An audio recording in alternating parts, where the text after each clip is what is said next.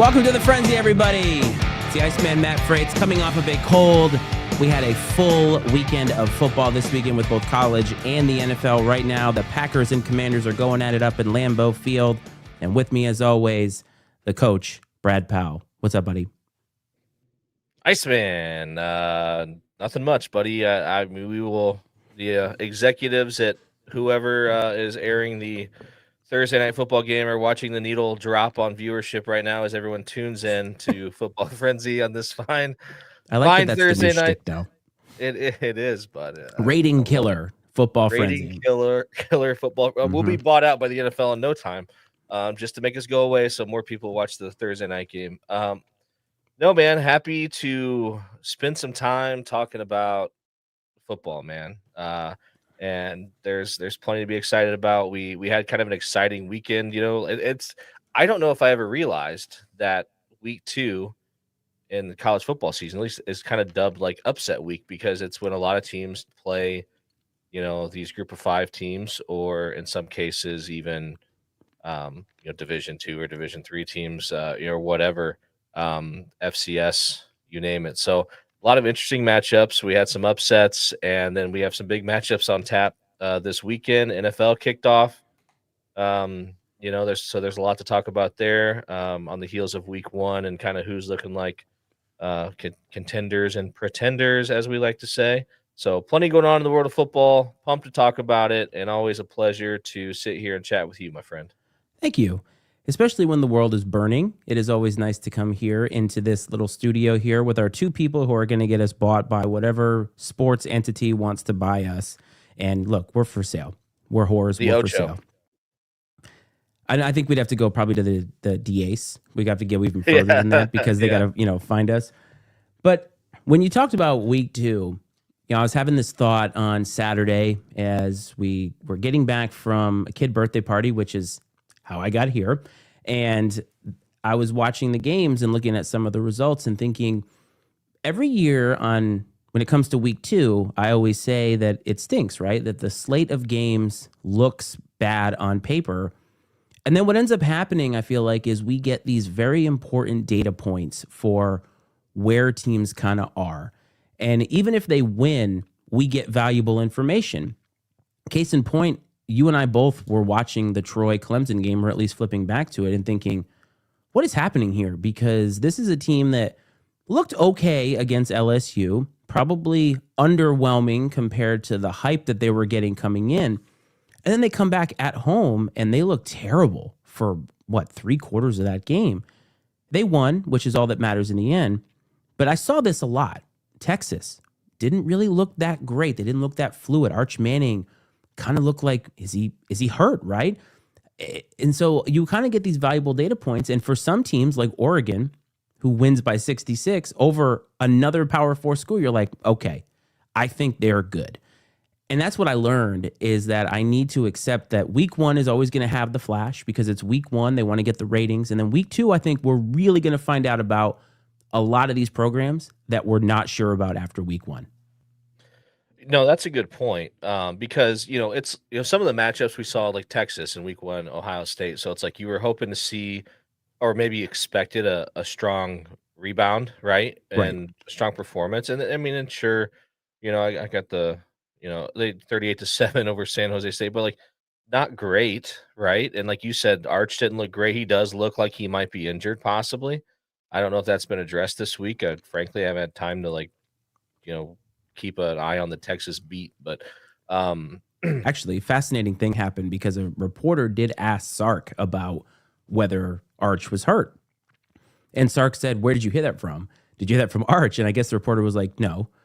And Sark said something like, "Well, I don't tape you guys while you're using the bathroom, so I don't know what your faces look like when you're doing that," because there's been a lot of videos of Arch Manning throwing these passes and almost grimacing when he throws, right? I mean, and they're not fake videos either. These are straight game footage. And so it begs the question of, is he hurt? Because if he is, boy, that team came crashing down in a hurry. Yeah, I don't even know who their backup quarterback is. I have no idea where they go from there. It doesn't matter. No, it's everybody talks about can you think of it? What a dynamic, right? Like, he was the most popular backup quarterback in the country, and now that he's the starter, Like, I mean, you talk about the most irrelevant backup quarterback in the country is whoever Texas's backup quarterback is. Yeah. Just a interesting dynamic. But you talked about Clemson and Troy, and I've been enjoying the last couple weeks. Making my $20 investment into FanDuel for Saturday, and I had a pretty good day, or pretty good weekend, week one. And then my day started off nice on Saturday, and then so I got a little bold. And once Troy got out to a lead, I was like, you know what, I'm just going to throw down on them on the money line and see what happens, because it was still, even when they were up 7-0 or something like that, or maybe it was like field goals, like 6-0, and I mean, I think still like a $5 bet paid out like just like $50 or something. I mean, it was still like a really good payout. So I'm like, whatever, like I'm throwing down on this. And at halftime, they were offering me, like FanDuel's offering me like $30 to cash out. And I should have took it. I'm like, nah, I'm just gonna write it out, whatever. It's $5. And obviously it didn't go my way, but that's been something fun to do. Just sit there and throw around a couple dollars here and there, and it keeps me engaged sometimes in some of these games that I would not otherwise pay attention to. At times, on one that saved my butt, man, like with Syracuse, like I thought they were dead to rights, and they came back and won in overtime. Did you see that they had to run sprints after that game? Yes, I did see that. Like, that is like Herb Brooks from Miracle. Like, that guy's watched Miracle one too many times. He's got him out there. I kind of dig it though. Like, it's I can't old decide. school. I can't decide if I dig it or if he's a total dick. I dig it, but I just don't know if that flies with the modern college athlete. But they won. Like, that's the weird part. And I get it. Okay, they didn't play great, but they also came back from adversity and ended up winning the game. So isn't that something that you can build upon?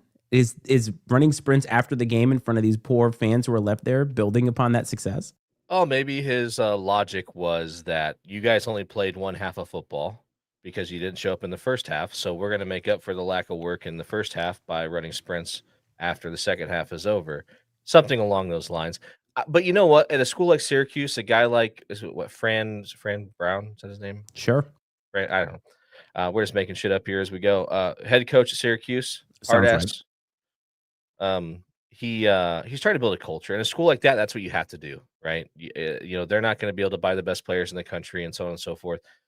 They probably don't have a lot of divas on the roster, I wouldn't imagine, because you know what do you do if at a school like Syracuse, if you have somebody that thinks they're like too cool, like, hey bro, like read the name on the front of the jersey, you're still at Syracuse. Shut up. Unless you're there for journalism.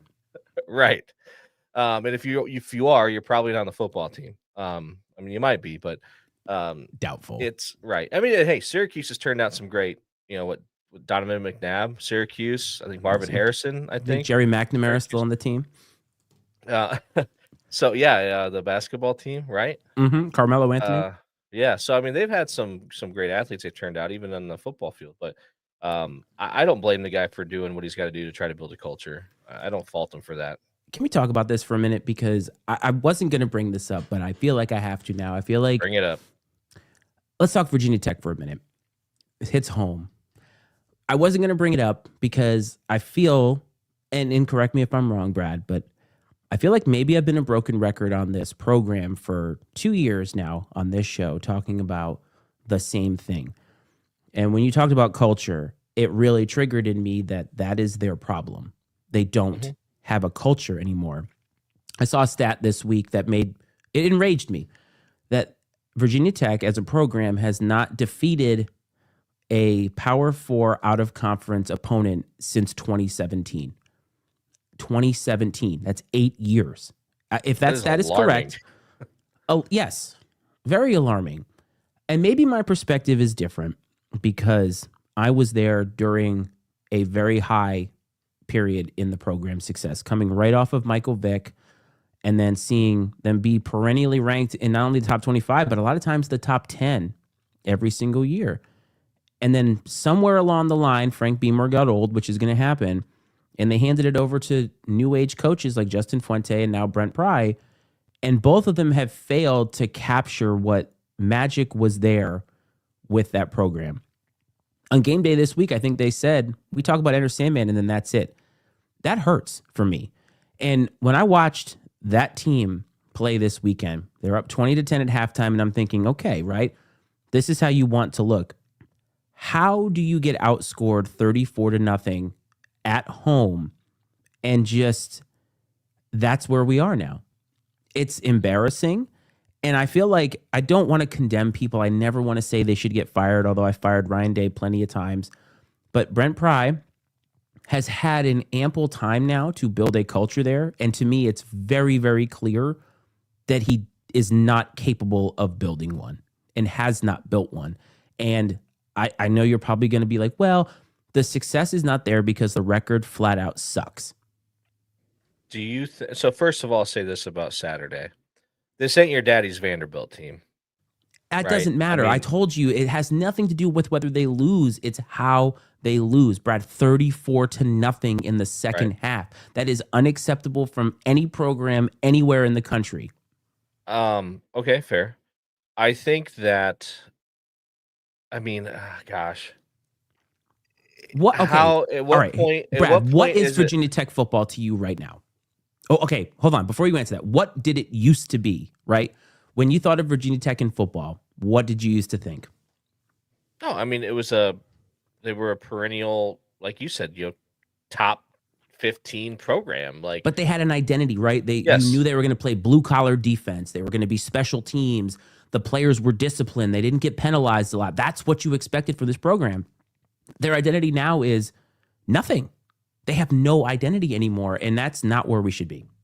So it almost feels like that, and I'm not a fan of this, but it might be the right thing at Virginia Tech right now, because like they've lost their identity, right? Clearly, they've lost their identity, and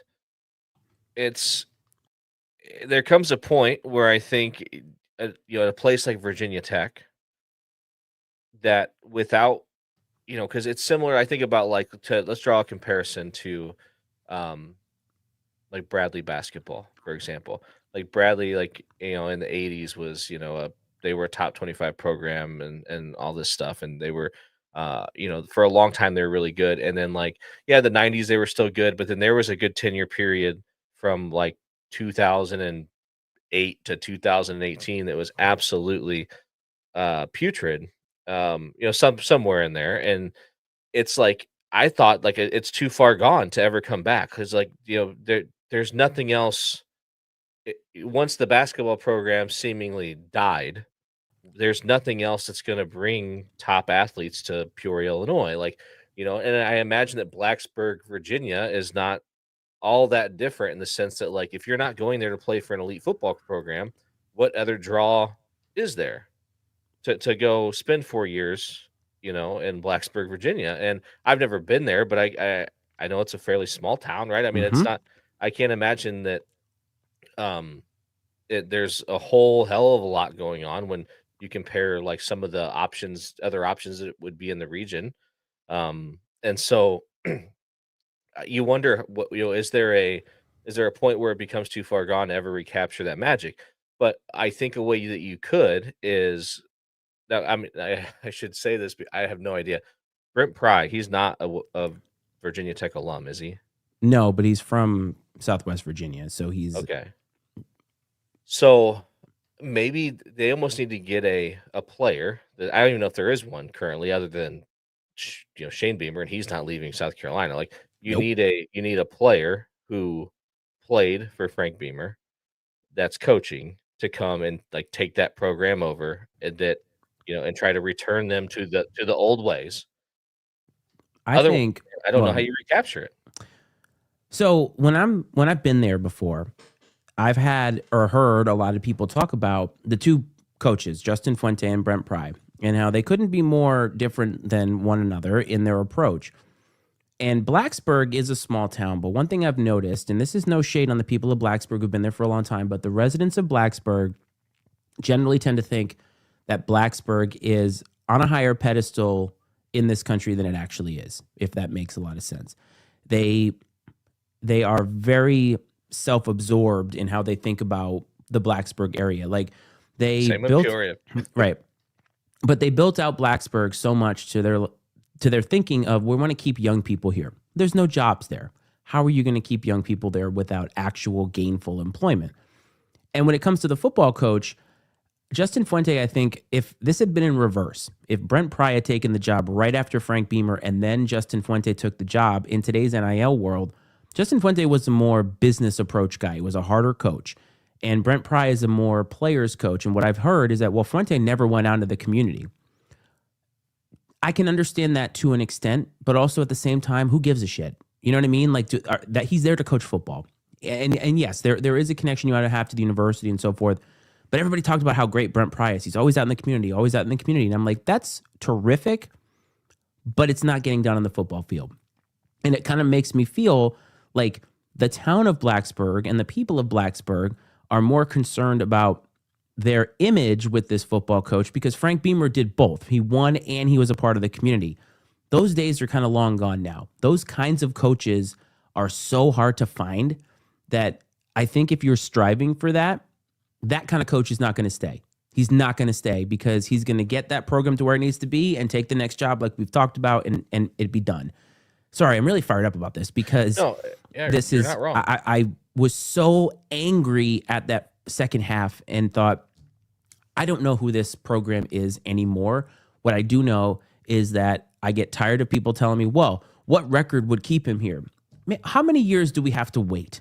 How many years of mediocrity we have to sit there and wait for something to happen? Would Brian Wardle still be at Bradley if he was 500 every year for 10 straight? No, he wouldn't. No, and I think it kind of goes back to some of the stuff we talked about. I don't know if it was last week or the week prior when we were talking about me watching that SEC Any Given Saturday documentary stuff, that series. The old people, that's what it is in most cases. The old people with the money, they just want to feel like they have access. Yes. They just want to feel like the coach, they have access to the coach. The coach is listening to spaghetti dinners. That's what, seriously though, that's what those people want, man. Like, and they will tolerate a lot of mediocrity if they feel like they have an in, right, and a connection. And I think that might be, and Brent Pry's a smart man for putting himself in that situation. I'll give him that. It's too bad he's not as savvy as a football coach, I guess. But the tough part for me when I watch Virginia Tech play is, I mean, as a coach across the board, whether I'm coaching high school football, flag football, junior high wrestling, or my daughter's 10U softball team. I mean, dude, I have like just two pillars, man, that are just attitude and effort. Attitude and effort, because those things are a choice, right? Talent is it was one of those things that, like, you got what you got, and yeah, you can build on it and improve on it and develop, but like attitude and effort is a choice. And when I watch goodness, I apologize, Virginia Tech play, I take no offense to that. The they effort, both suck. The effort is not, it's not there, man. Like, it just doesn't seem like there's a whole lot of pride. Yes, you hit the nail on the head. They're not lacking talent. They really are not lacking talent, at least in my opinion. We watched, or you and I texted about West Virginia and how Rich Rod was just going insane because he knows he doesn't have the dudes, right? Yeah. And Colorado 2 years ago didn't have the dudes. Their effort was there for the most part. They just didn't have the dudes. You can tell when a team is not locked in. And to me, when that happens over and over and over again, and this is not a Virginia Tech thing, I've said this about how many coaches, Mike McCarthy, I said it for years about him. That's a reflection of the coach. 100%.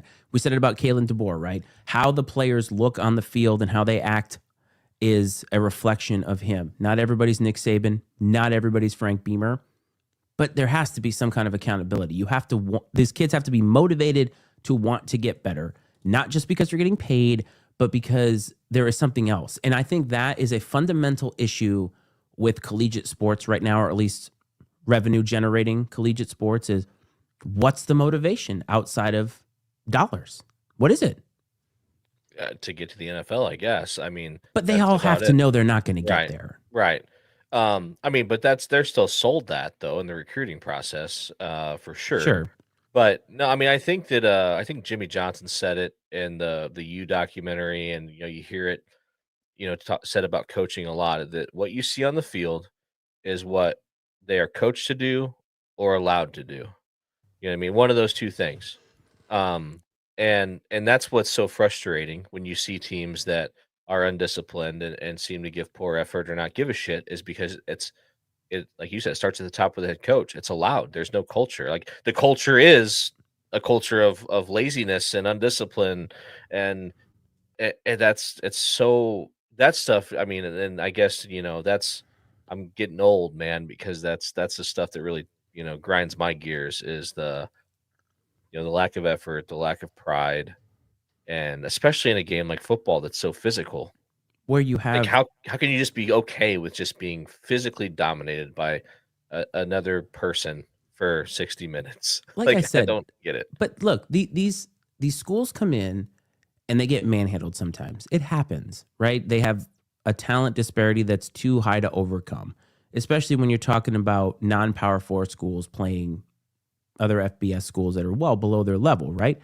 They don't want to get manhandled, but they probably in their head know that we are not on this level, right? If you go to, or if you went to Alabama at peak Nick Saban time, how many programs could field what they were fielding, right? The other coaches had to know. I think Lane Kiffin said it once where he knew just from watching the other team practice, we got these guys.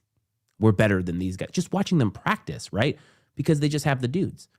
Right. Nick Saban got to bench Jalen Hurts, who is a Super Bowl winning quarterback now, and put in Tua. He had that ability because he had the dudes and he knew that person was sitting back there. I don't know. It is a culture problem, excuse me. But I think you see it in a lot of places. I mean, switching to another coach who's probably going to get fired, Billy Napier had a pretty shitty weekend, I would say, losing to USF. And that was a game that you and I both were like, what is happening? Because it seemed like, all right, they're motivated. He knows his job is on the line, and boom. Is it talent? Is it effort? What is it? And you have to ask yourself, because if you're going to get rid of a head coach now, you're going to have to pay a lot of money, and you better be damn sure that it's the coach and not necessarily the players. Now, I mean, it could turn out that USF's really good, and we'll find out this weekend when they play Miami, like how legit they are. Yep. But you still, if you're Florida, if you're the University of Florida, you can't lose to USF at home. Like, cannot. I agree. Again, this is not to take away from USF, but the University of Florida has championships, multiple championships. And I know we Yes. don't like Urban Meyer around here, but the man could coach college football. No denying that. Steve Spurrier could coach college football. There is a pedigree, a long line of winning. And the Swamp is a place much like Blacksburg that was feared when you went there.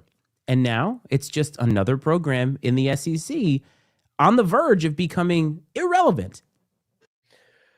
Yeah, I mean, I think that I don't know, we'll see, right? Because I was going to say with the right coach, I think you could turn around pretty quick, especially in the NIL era. But And what in they're on their SEC in particular, too. they're on their what? Is this their third coach since Urban Meyer left? Maybe fourth? Is Who's Napier the the fourth? guy? Who's the guy right before him? He coaches at UNLV right now. Um, You know what I'm talking? Dan Mullen? yes, yes. Yeah, I've seen a lot of memes. Miss me yet? Yeah, and I mean, yeah, it's I mean, you talk about an impatient fan base. That's one there, and I think it's hilarious. The comments that were made by Brian Kelly, and when he was asked about Billy Napier, and it's almost like, and I get like coaches, they don't like to go at other coaches, especially when they're talking about jobs being on the line. And I respect that. I respect the fraternity and like, especially within the conference and stuff. Guys that you see and you get to know. But at the same time, it also felt like he was like really trying to play it up like, hey, it's like he wants to make sure that people know, like, hey, this is a good football coach and a good football team. So, like, if we just barely beat them, it's because they're really good still. Yeah, he's And, kind of hedging his just, bets with that. yeah, for sure. I mean, it felt like that a bit, but, um, I mean, what if, like, you got to be so pissed if you're like the person, like, that's really beating the drum amongst the Florida boosters for him to be fired and let go. Mm-hmm. And like at this point, I believe this person. You're going on a calendar year of like trying to get this guy fired, and he A resurrected crusade at himself this last year. point. And if he manages to, because you'll probably, unless they get the doors blown off him by LSU, if it's competitive at all, like that's not a fireable offense. But like somehow he beats LSU. I mean, it's just like you're gonna be so pissed. Can you imagine being that conflicted to where like you're so happy they won and you beat a team like LSU, but you're like, damn it, we can't fire him. But see, that's why I dislike Brian Kelly so much, because he's the son of a bitch who would lose that game after this episode where we're talking about it's inexcusable to lose to USF and then you beat LSU. And it's like, but to put a more positive spin on this, that's the beauty of college football, though. That's why we love it so much. And yeah, the NFL, I will grant you that as far as aesthetically, the football is much crisper. It's professionals, right? They have honed their craft to the point that every single one of them, for the most part, is on the same level. College, though, the unpredictability is what keeps us coming back, because Florida could easily lose to USF and then beat LSU, and then all will be right in their world again. And that also is a product of this new playoff system, too, where you're never really dead. Like, you almost have to be shot in the back of the head to be dead at this point, because almost any program can resurrect themselves after 2 games, maybe even 3 games. I think that's something now with the expanded playoff and the NIL era where these rosters are turning over so much, the college game is going to look more and more like we see in the NFL. Like, you see a lot of these NFL teams that look a little rusty the first few weeks, and they don't sweat it because they know they're still working out the kinks. They don't push these guys in training camp the way that they used to. Some of these guys are still playing their way into shape, as they like to say. And you can get off to an 0-3 or an 0-4 start sometimes and still, find your way to the playoffs because, the season's so long, and was it 7 teams in each conference, I think, get into the playoffs. So like there's a path, and obviously in college it's different because of conferences, and the pedigree of the conference is going to dictate sort of your strength of schedule and everything else. So like there's more room for error for some teams than others. But I think though it's not going to be uncommon to see some of these top programs come out of the gates a little sluggish while they're still figuring some things out because they know they have that, that buffer. Yes, and they also have a lot of new players too. And we recognize that, like even Georgia, is it Gunnar Stockton? Is that their quarterback's name? What a great name. I know it's a good name. It's a great name. And these are all new guys who are trying to get used to these systems, used to the pressure of playing in some of these schools, which is why I think LSU and Clemson looking so clumsy has been so disappointing, because those are the 2 veteran quarterbacks that should be playing a lot better because they've been there for a long time. But before we move on to looking at this coming up week, I do want to talk about one more coach, and that's Mike Gundy. I need to bring him up here because I think you were aware of what happened over the weekend with that. I put out a reel, which wasn't exactly a stretch, where I picked Oregon, and I did talk about how Mike Gundy brought up the NIL stuff, and Dan Lanning, who is an extremely petty man, which I love, clapped back at him. And Oklahoma State fans, I swear you would have thought that I said that. I don't even know, because they came at me so hard on TikTok, and the end result was 69-3. And I think I texted you, I love sports fans because the delusion that exists is just blissfully wonderful. Yeah, and one of my favorite things, I told you this when we were texting about it, is the guy that the loudest voice. I give him credit. He earned respect because Yes. he came back. He came back after the game to take his beating, and he faced the music. Not to me, he didn't. To somebody else. Yeah, but and so I give him credit though, at least for showing his face after what happened to the Cowboys. And yeah, I mean, that's another one that right now after week 2, it's like he's fired, right? Mike Gundy is he? And he was 3-9 last year. I did hear that apparently he's starting to pay back some of his salary to help with the NIL funds and stuff. So he's got to be seeing the writing on the wall here. But somebody posted about how he's gonna end up paying his own buyout.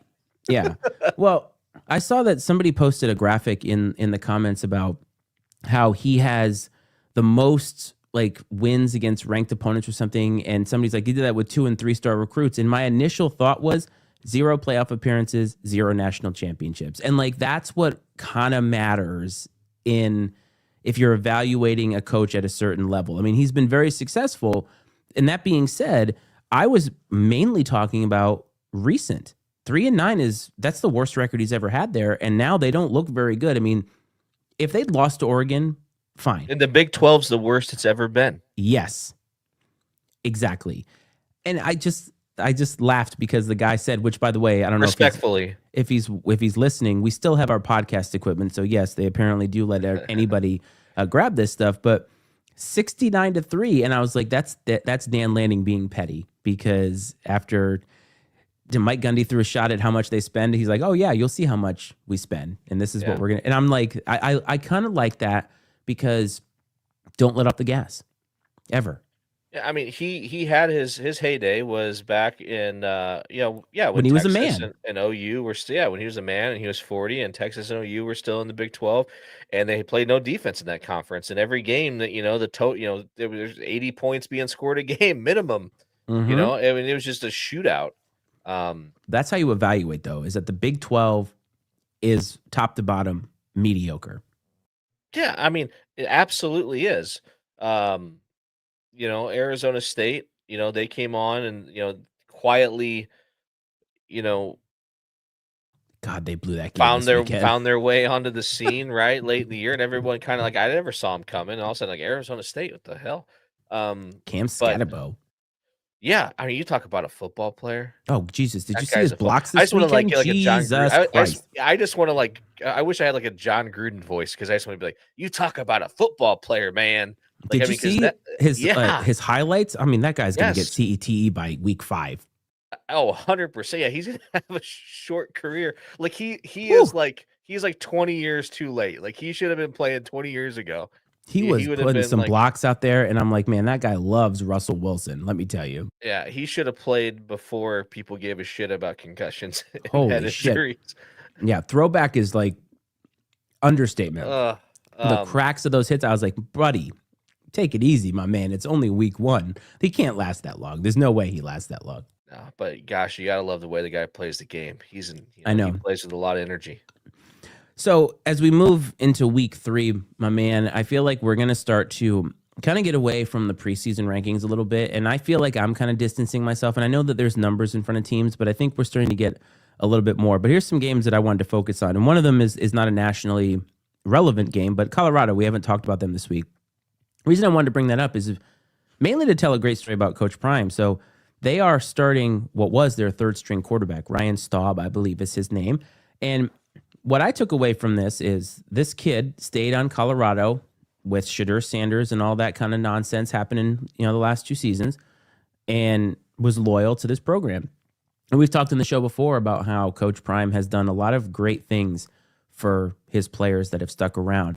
And in their second game against Delaware, which is, a nothing opponent, he played all 3 quarterbacks and decided that he's going to make a switch based off of performance in that game. And I thought, that's coaching. Coach Prime has now moved on from the flashy from daddy ball. Yeah. And now he's coaching. Whether this kid works out or not, we'll find out. I mean, he's going to get a start at Houston here. And Houston was really bad last year, but they seem to be improved this year. And this is, to me, a great sign of health for Coach Prime as a coach in college, and whether he stays at Colorado, because we both thought maybe he would leave. And now he's here, and he's actually evaluating the talent that he has. And I'll be interested to see if he continues to stay, whether he starts to build a program in his own likeness away from his kids. And I think that's kind of cool. Yeah, we're gonna find out, right? If he's a football coach this season for sure. Like, I think this season's gonna be very telling. If he's got staying power as a college football coach, and so he will earn or lose whatever respect is out there for him, I think, this season, now that Travis Hunter and Shadur are gone. And I mean, yeah, they're going on the road to Houston. They're 4-point underdogs. Houston's 2-0. I don't know who Houston's beat. Let me pull it up here. It looks like I'm sure they've slaughtered whoever they played. But my point is like, this is a good test for Stephen F. Austin and Rice. So. Sure. This new quarterback who, again, third string, jump in the transfers. And I just like that, because sometimes you like to hear about the underdog who's on the roster, who was loyal and is going to be there. And I think he was like 14 for 17, 150-something yards and 2 touchdowns, no picks against Delaware. Again, it's Delaware. Right. But when you get chances to play, Joe Flacco ain't walking through that door for the no, Hens. no. I mean, he's still walking through the door in Cleveland, but that's another matter entirely. And but so I was interested in that. But the game that I'm most interested in, I think, is Clemson traveling to Georgia Tech. Brent Key has built a really strong program there in Atlanta, and they beat Colorado first game of the season. And now they're going to get a stiff test here. But this is a team that Budge and others have talked about being a sleeper in the ACC. And Clemson right now is kind of sleeping. They haven't really looked very good. This is a key test for both of these clubs because it's like, can Clemson wake up and actually be the team that we all thought they were supposed to be? Rest in peace, Dennis Green. And Georgia Tech. A win here solidly puts them in the driver's seat for a potential ACC championship, right? This is a key game early on. And I'm more fascinated to see because if they lose this game, Dabo is going to just die. What bold prediction. I think so. Georgia Tech is sort of the they're like the antithesis of Virginia Tech. Yes. They have a strong culture. They play hard, and that's the one thing is like despite the talent on the roster, like you're going to get their best shot every time out. They're going to play with great effort, and like so you can't like if you make mistakes, they're going to play hard enough to exploit them, and you can't show up without your A game against a team like that because you let teams like that play with great energy and great effort get some momentum and have some hope, Yeah. and they're Especially at home. dangerous. Yeah, Mm-hmm. especially at home against the ACC favorite, the 12th ranked team in the country. Um, that would be a huge win for them. And yeah, I mean, last week they blew the doors off Gardner Webb, so not an impressive win, but their win at Colorado, I mean, that's a good win. And what's I guarantee you that stadium was full and loud. So, they're not going to be afraid of Clemson by any means. And they might be catching them at the perfect time too, because Clemson could lose this game and then rip off all the games from here until the end of the season. And sometimes catching a team at the right time is what you need to do.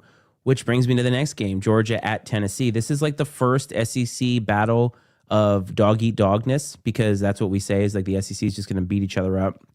And these are two teams with new quarterbacks, and it's going to be a hostile environment. Knoxville's going to be ready.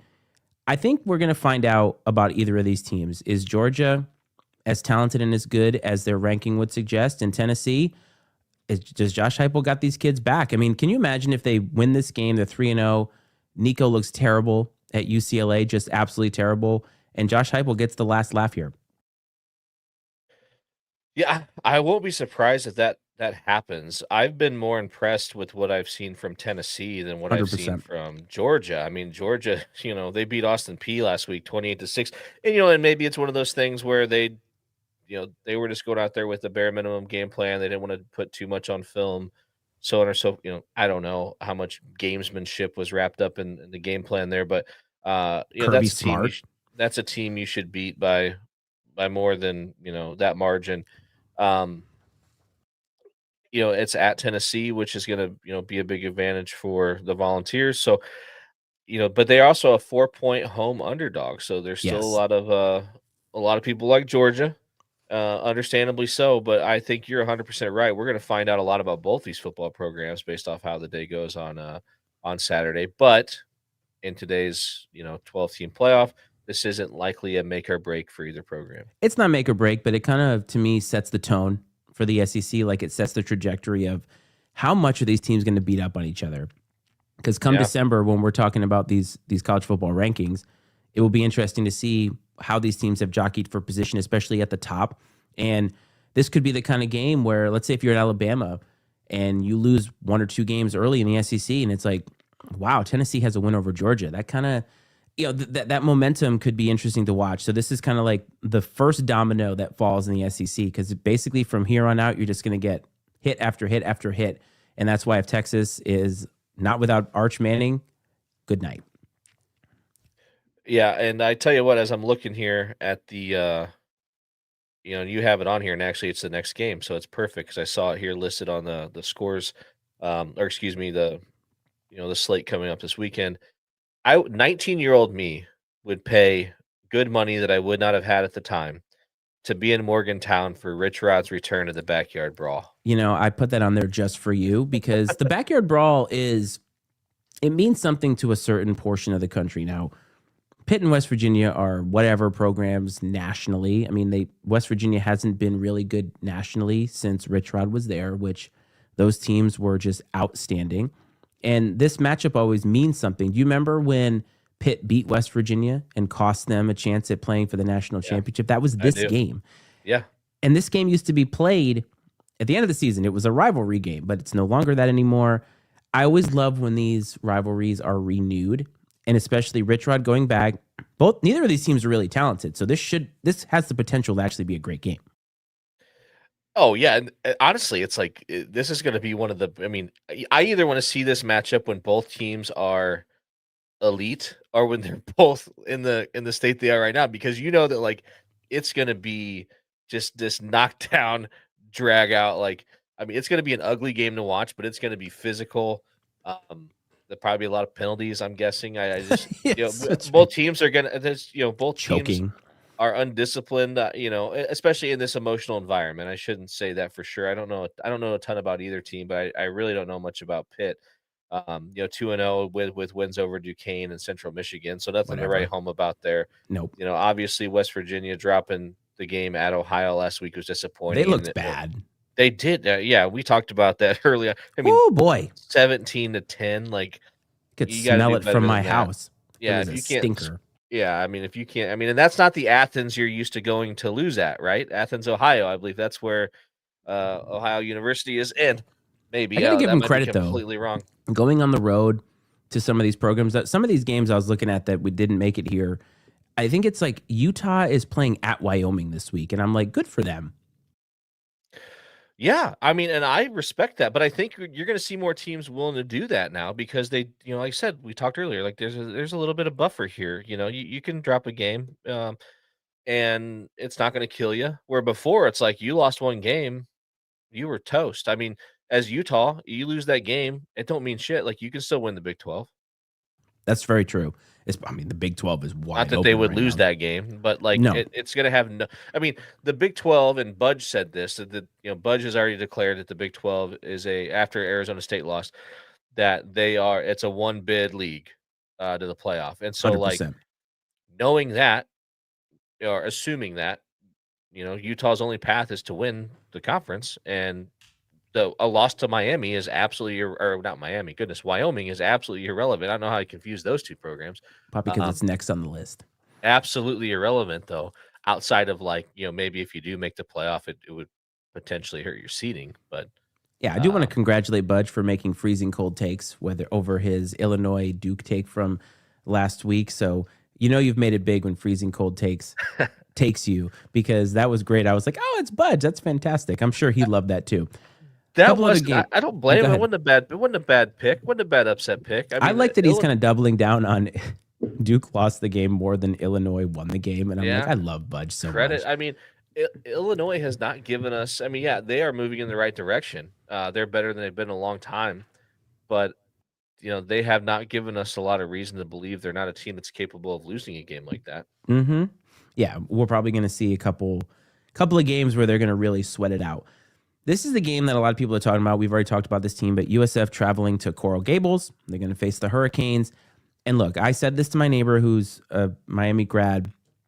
USF is not sneaking up on 3 teams in a row, in my opinion. No. I think they're 17.5-point underdogs headed into Miami.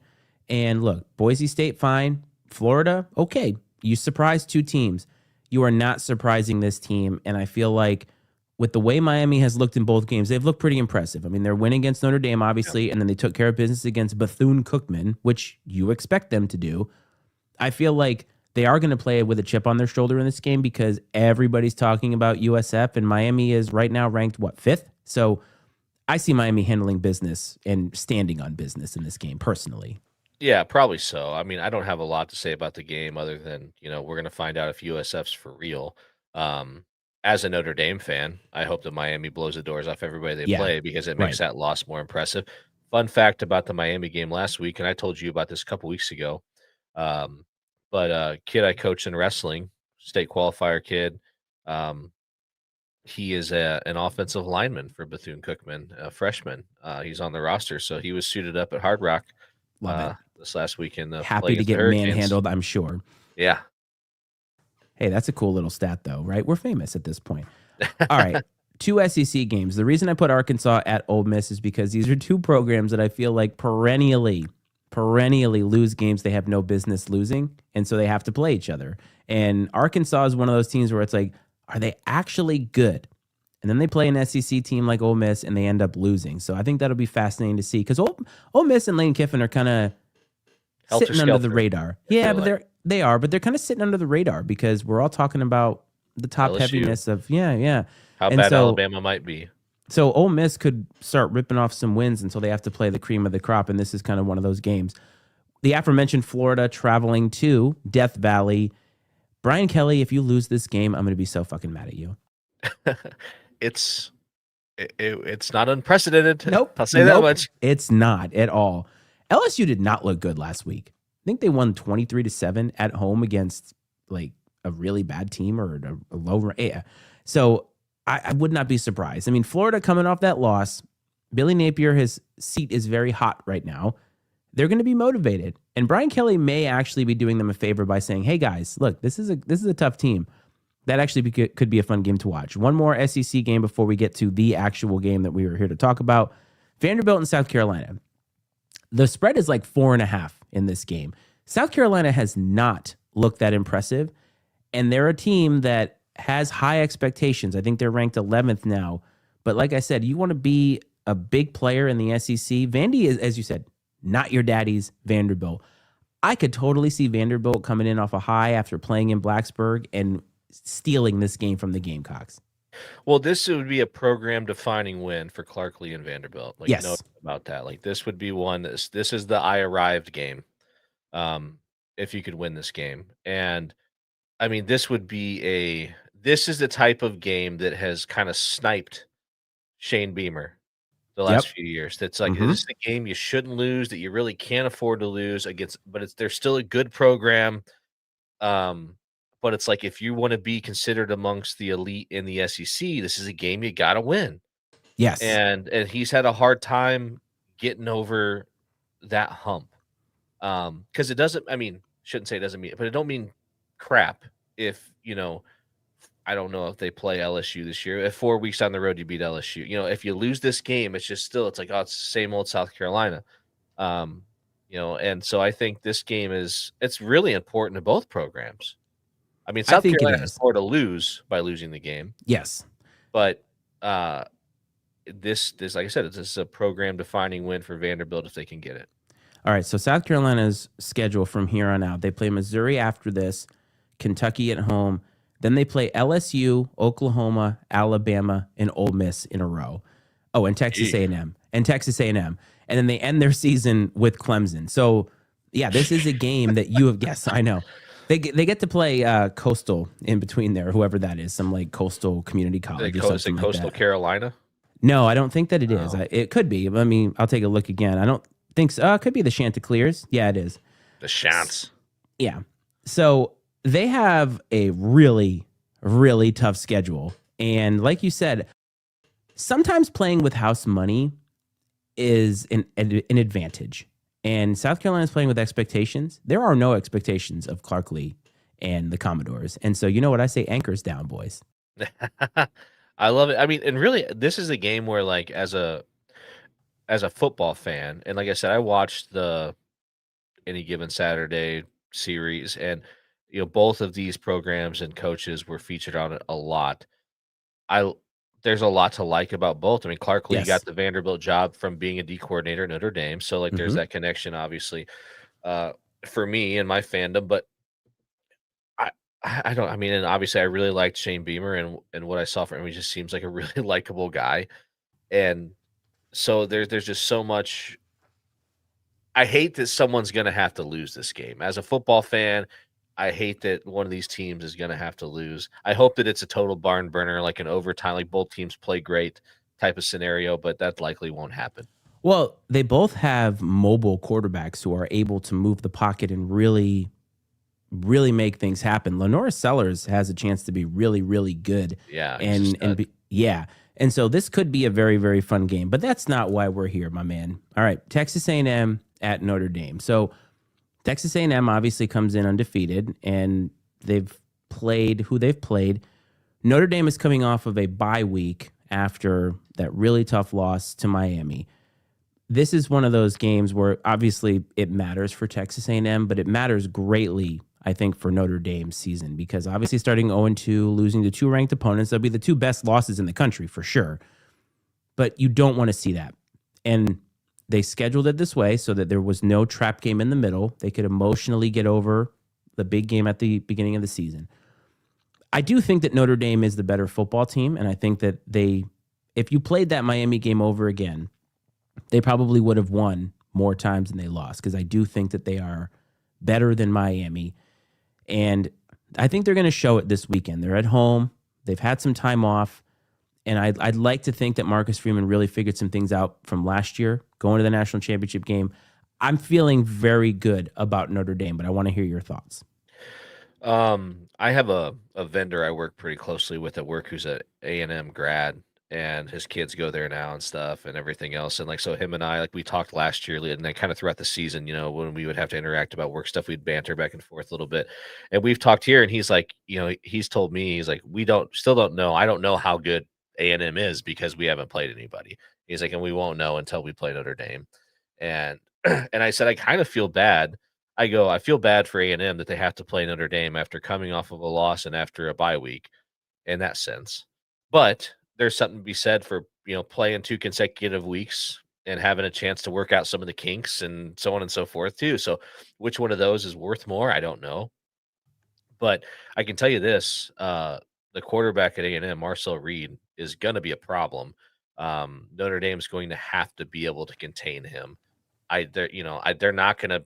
I don't know, man. Like, I have no idea what they're going to do defensively after what we saw last weekend. I mean, because That's where I'm concerned, though. that's Defensively, oof. absolutely. I really have. It's so crazy because, like, it was like the past years, even with, like, Sam Hartman and then Riley Leonard. It's like you had some concerns about the offense, like especially like passing ability and third down situations and stuff, and because it's like, gosh, you can't always rely on Riley Leonard to bail you out, even though he did a lot of the time, but you just knew the defense was going to show up. And like after what we saw last, 2 weeks ago, there's definitely some question marks there because it doesn't look like the same defense. And like we talked about culture and stuff, and I don't think it's a culture thing, but like they just didn't seem to play with the same sort of speed that we saw out of the All Golden defense.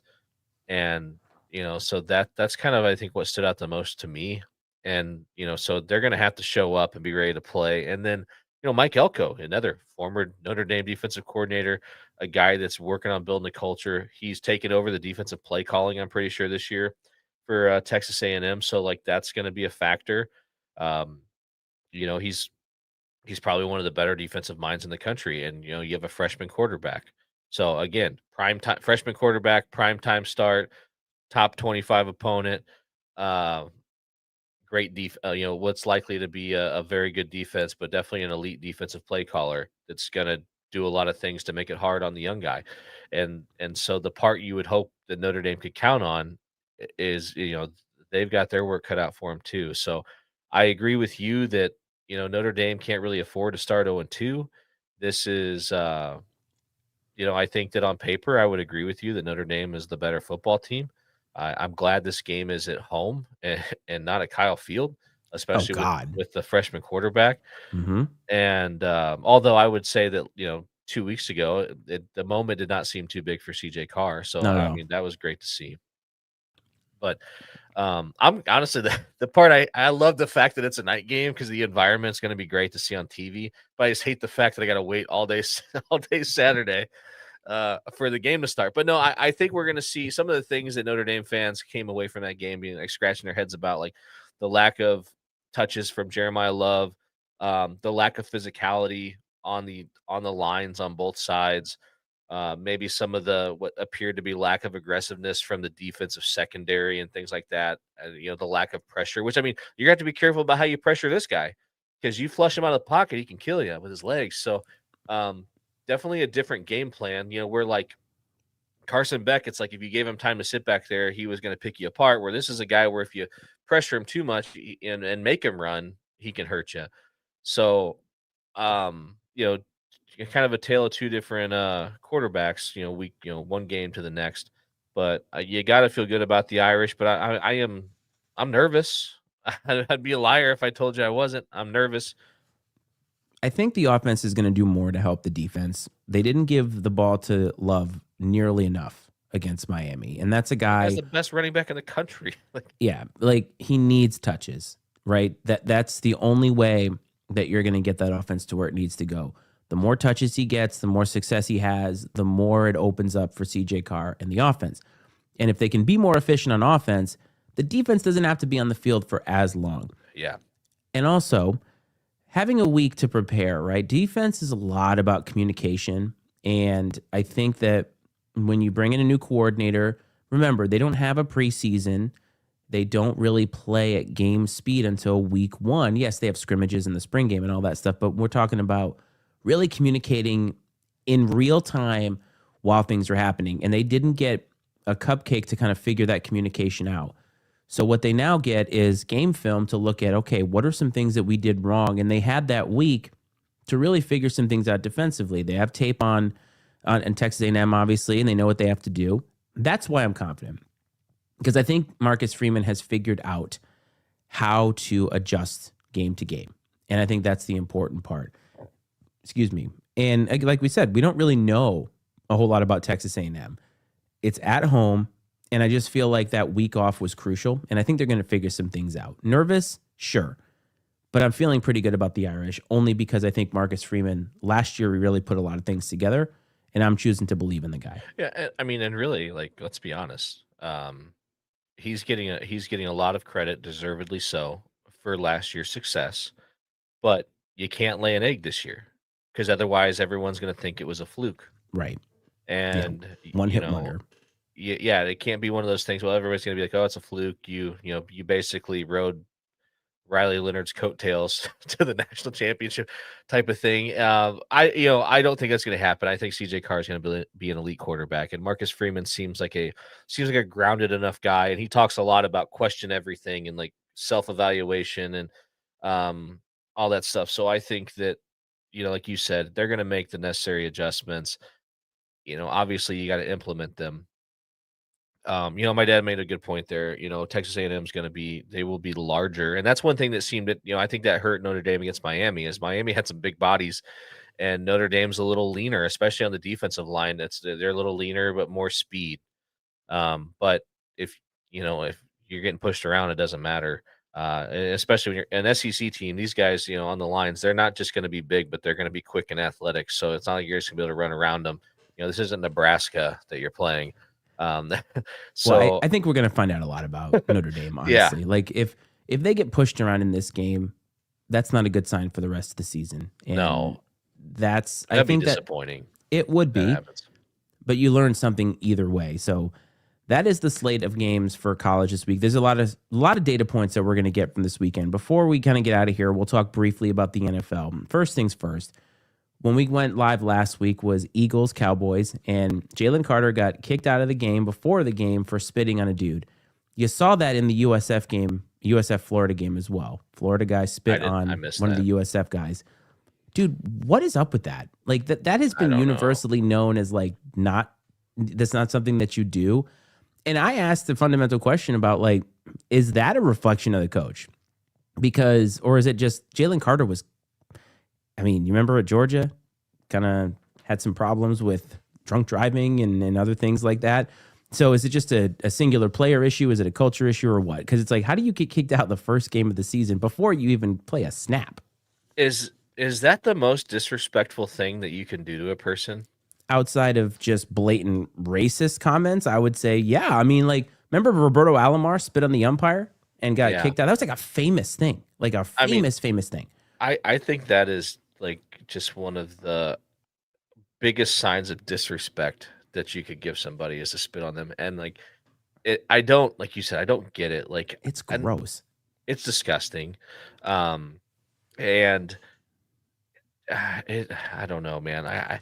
But it's weird because Dak Prescott kind of started it by spitting apparently at his feet. And I'm like, what are we doing? But again, you can't be the guy who retaliates.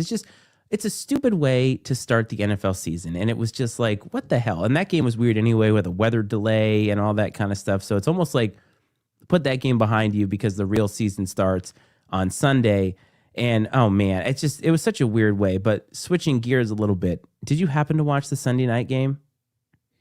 You know what's funny is like I kind of I was watching it for a while and I was like, well, this game kind of the Ravens seem to be in control, and I kind of bowed out. And and then I think I saw people posting on social media about the comeback and everything else, and so impressive for the Bills. I mean, those are two of the top teams in the AFC. Um, I think that John Harbaugh is such an underrated. I don't know if underrated might not be fair, but I feel like he does fly under the radar for as good of a head football coach he is, and how like just the sustained success that the Ravens have had under him. It's funny impressive. You say that because the talk around here has been that it's a Harbaugh problem, not a player's problem. Because I think I saw that he has blown 17 fourth quarter leads as coach of the Ravens, or it was some stat like that where it was a lot. He's coached there for a long time. Keep in mind, W. Bush was the president when he started coaching the Ravens. So he's been there for quite a long time. But they played really tight in the fourth quarter. But that's not really what I took away. I mean, the quarterback play in this game, we are spoiled in what we get to see now. Like long gone are Dan Marino was fantastic, right? But long gone are those statue guys back there. Every guy in the league, I swear, has some semblance of athletic ability. And Josh Allen, he was not good coming out of college. The Bills took a massive gamble taking him where they took him, and they stuck with him. And I got to tell you, as much as the Buffalo Bills are a team that like were rivals for the Patriots for the longest time, man, that team loves that guy. And I love seeing that. When your team wants to win for you, that's the piece that a lot of these teams are missing. And boy, those guys ball out for Josh Allen. Did you see the deal with, was it Matt Prater? Was he the kicker they picked up? Did you see that deal where he's been there for like 100 hours or something like that? And Matt Prater went up to him in the locker room and was like, "Hey man, I'm going to give you everything I got tonight." Yeah. Just, and like, and that's all. And that's the thing is Josh Allen seems like just a dude's dude. Like he's just a normal guy, like the guy you want to play for, like you said. And but I'm thinking about just his skill set, and I was younger at the time, so I don't know if there's that many parallels. But like, is he like Steve Young-ish? Is that like he's way bigger, way stronger. I was listening to somebody talk about evaluating quarterbacks. They're talking about Caleb Williams and how Caleb Williams is in that class of sub 6'2" quarterbacks. And a lot of those guys historically don't throw over the middle consistently, Drew Brees being the lone exception. And guy like Caleb Williams tries to make up for deficiencies in timing and so forth with athleticism. Josh Allen, a lot of times, he'll give you that interception. He'll do something dumb. But when he's late on something, he takes the literal team on his back. Like he's so big and so strong that as soon as he leaves the pocket and starts running, his athleticism and his build just makes him so difficult to handle. And that's what's so crazy about him is he embodies everything that you think of in like a football player. Steve Young was less tough. I mean, he obviously was tough. He had so many concussions, right? But he was of a different type of era. Like Josh Allen is so much different in the sense of just he plays so large. And that's why he's fun to watch to me. I mean, would you say is the traditional pocket passer like the Peyton Manning, Tom Brady? Like, are we seeing the end of that? Oh, I think that now you have to be a good pocket passer to survive in the NFL. That's one of the things that Lamar got hit on a lot. And he is a good pocket passer now. But you also have to be athletic. And that's one thing that has separated so many of these quarterbacks now where if you we're not talking about running. We're talking about moving the pocket. That's why Aaron Rodgers was so great in his prime, because he did enough to move the pocket, keep the play going, be able to do some different things. And honestly, man, like if you can't do that, I mean, how's Mac Jones doing? Did you know he's a 49er? Is he really? I did not know that. How about that, huh? I think he's going to be starting because Brock Purdy's hurt. So how about that? We're going to get a Mac Jones experience in 2025. Gosh, who was I just thinking about? We were talking about quarterbacks. Ben Roethlisberger, right? Like, Similar he build. doesn't get a lot of credit. He doesn't get enough credit for like how good he was at keeping plays alive. Not a great human being, but he was a great quarterback. No, but like he was so good at extending plays. So hard to take down. And he wasn't necessarily athletic, but he was just a big guy. He was hard to take down. But he moved well enough in the pocket, like I said, to sustain plays and stuff like that. But no, I think you're right that you can't get away with just being exclusively a pocket passer, just like you can't get away with being exclusively a runner. And you've got to be smart. able to do. Yes. Like I'm worried when I watch Monday Night Football. I mean, we've talked about Caleb Williams here, and I know that his rookie year was not the greatest. The coaching staff was not very good. But on Monday night, the scripted plays, he looked really good. And then when because you know how that works, right? They have the scripted plays. He started like 10 for 10. Yes, he did. And then he started going back and reverting to what we saw. Now, Caleb Williams, to me, has a lot of talent, but I don't think that he's athletic in the sense of he's not the same build as Josh Allen. He's not the same kind of guy as Josh Allen. And I fear that he's not going to be adaptable to learning how to take his cape off, as Scott from Political Football said, and start to really play quarterback. You're just not going to do what you did in college. Flat out not going to do it. Well, and the difference is in college, like in a lot of cases, if he could just extend the play long enough by running around, like his receivers were good enough that somebody was going to be open at some point. Like this is the NFL though. Like this isn't going to happen. No, this is not going to happen against these secondaries where someone's just going to like outrun somebody. And so I think that, that's one of the, I think he thinks that if he can just stay vertical long enough that, he's going to be able to make a play. Yeah. And it's just not going to happen. And what blows my mind is that a schmuck like me can see that. How does he not realize that? And maybe he does. And I don't know, but there's still time, right? Cause they have a new they have a new coach, Ben Johnson. So give it a little bit of time, but I didn't really like what I saw on Monday night, at least the parts that I did see. And on the other side of that, JJ McCarthy, a lot of jokes about, man, football's not as easy when you don't know what all the plays are. And then he showed everybody in the second half, but he was really good in the second half. He was. And look, this is his first start. He was injured all last year. So can we get a little bit of grace period? I mean, that's one thing about the NFL now is it's like, when did we stop giving grace to rookie quarterbacks? Like when they started making millions and millions and millions of dollars. I get that, but like, it's never been realistic for a guy to come in the league and blow everything up. Like so rarely does that even happen, even with the can't miss guys. Even Peyton Manning struggled. Andrew Luck didn't come in. He struggled too, right? These were can't miss guys. We extend no grace. It's like, oh, McCarthy's first start. Well, he sucks in the first half. Is he not allowed to have a shitty first half and then maybe try to figure some things out? This is his first start, folks. Like he was out all last season. Allow some time for continuity. Like we're just ready to bury these people right away, which again, I fired Ryan Day 4 times last year, but God damn it, I was right. Yeah, no, Ryan Day deserved every bit of shit we gave him. I don't feel bad for any of that. I don't like him at all. Sorry. Anyway, but can I just talk about a coach that you really like, but I think might be in trouble? Buddy, I think the Lions might be in trouble this year. I'm a little worried. You're talking about like jumping to conclusions. Buddy, they got beat up. Like even Dave is worried, and he was all about it heading into the season.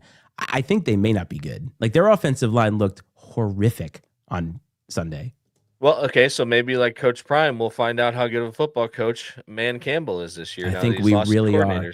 Look, I would run through a brick wall for that guy. Hard stop, 100%.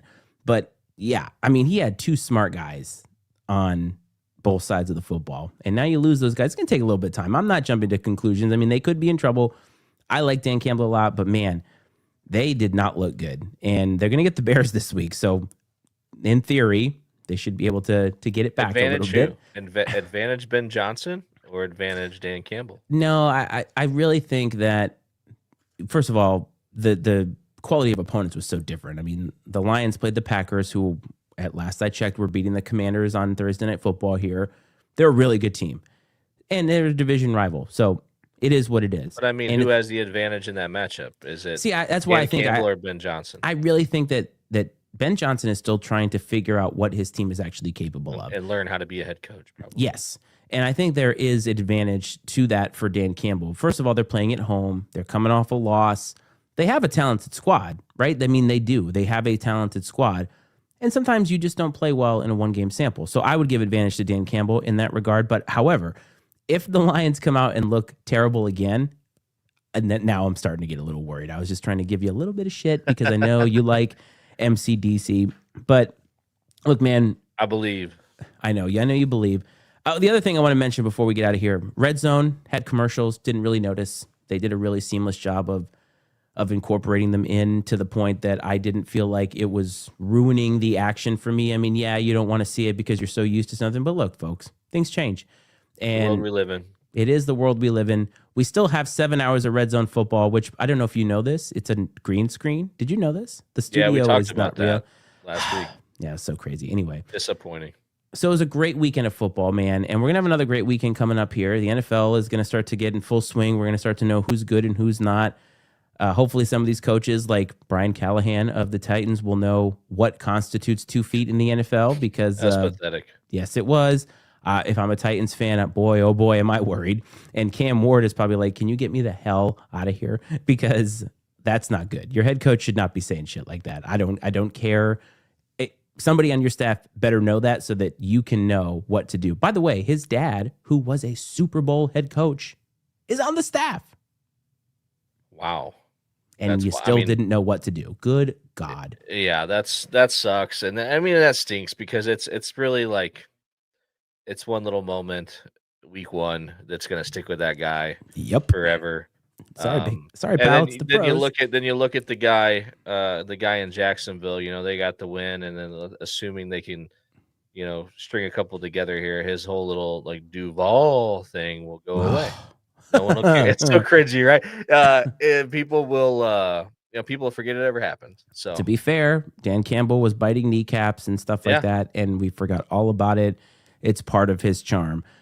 Look, I'm excited about this weekend. Hopefully, I'll be able to catch some games. We got a lot of college action, NFL action, and we'll be back next week. Buddy, do you have anything you want to say to impart upon your dad and the other, 2 other people that are in here? Yeah. No, just looking forward to more football. Appreciate the interaction and everyone that stopped by to take a listen. It's a pleasure as always, man. And the best part about it, honestly, is just sitting here chatting up with you. Yes, I agree wholeheartedly. It has been a wonderful time here, folks. Hope this finds everybody well and safe. You can follow us on social media if you want to, all that good stuff. We're just happy that you're here. We will see you all next week. As always, this is Football Frenzy.